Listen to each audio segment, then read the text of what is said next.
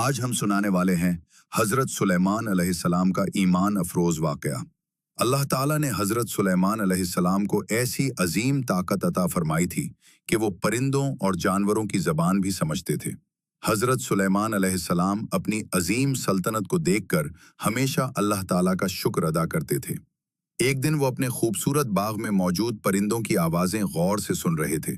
راستے میں گزرتے ہوئے انہوں نے چیونٹیوں کو دیکھا جو اپنے گھروں کی طرف تیزی سے جا رہی تھی، اور حضرت سلیمان علیہ السلام مسکرا دیے۔